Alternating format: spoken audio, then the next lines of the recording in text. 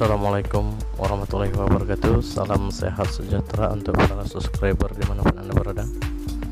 Jadi di video kita kali ini, kawan-kawan, kita kedatangan Mio M3 atau Yamaha M3 yang mengalami bagian gearbox yang bermasalah.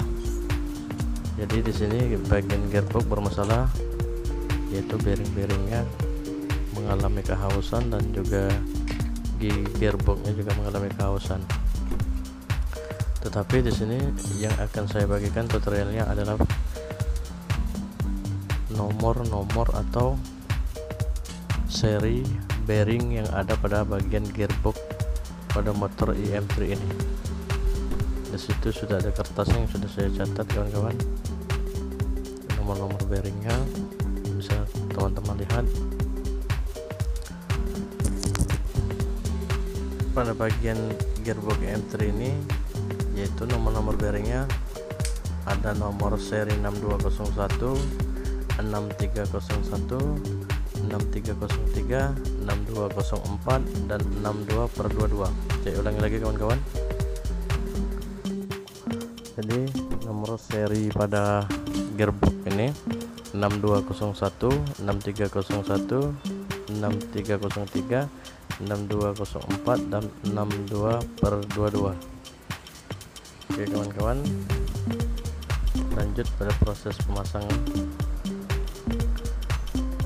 Jadi penyebab suara-suara nyuling pada bagian gearbox ini atau penyebab suara-suara kasar pada bagian gearbox yang diakibatkan oleh awal mulanya adalah bearing yang mengalami kehausan, sehingga putaran pada gearbox baik motor matic yang lainnya dikarenakan bearingnya mengalami masalah, sehingga putaran gigi atau gear pada bagian gearbox tidak stabil dan mengakibatkan gesekan-gesekan yang dalam pada bagian gearnya yang mengakibatkan suara seperti suara nyiung atau seperti suara nangis. Ada juga yang mengatakan seperti suara nyuling atau suling. Nah, di video ini saya hanya akan membagikan ukuran bearingnya saja, kawan-kawan. Dan untuk penggantian bearing-bearingnya saya sarankan untuk bagian as roda. Bagian as roda gunakanlah bearing yang memiliki tutup. Karena pada bagian as roda ini, untuk bearing yang bagian luar, ia tidak terkena lumasan oleh oli gardan. Jadi apabila bearing pada as roda tidak menggunakan tutup, maka kotoran-kotoran dari kampas rem atau debu-debu dari kampas rem akan masuk ke dalam bearing bagian as rodanya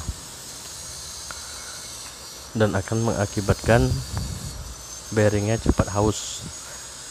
Terkadang seperti roda belakang seperti oblak atau goyang, itu karena kerusakan pada bearingnya, kawan-kawan. Nah, ini adalah bearing as roda pada bagian dalam. Saya pegang ini adalah bearing as roda pada bagian dalam.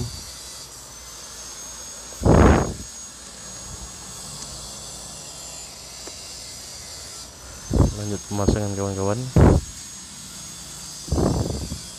Jadi di sini saya membagikan tutorial ini, mungkin ada teman-teman yang motornya belum dibongkar, tetapi permasalahannya jika rodanya digoyang seperti oblak atau aspulinya digoyang pernah dilihat seperti oblak, maka kemungkinan besar bagian bearing atau lahar gearbox ini mengalami masalah.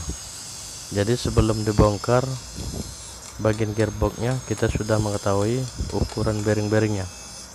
Sengaja saya buatkan tutorial ini supaya yang pastinya untuk saya pribadi, supaya saya tidak lupa, menjadi dokumen saya. Dan bagi teman-teman yang belum mengetahui, mungkin bisa bermanfaat supaya teman-teman bisa mengetahui ukuran bearing-bearing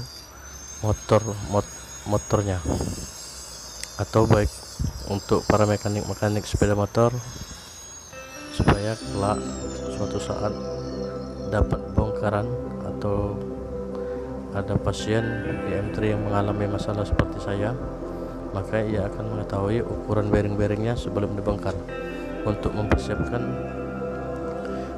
spare partnya.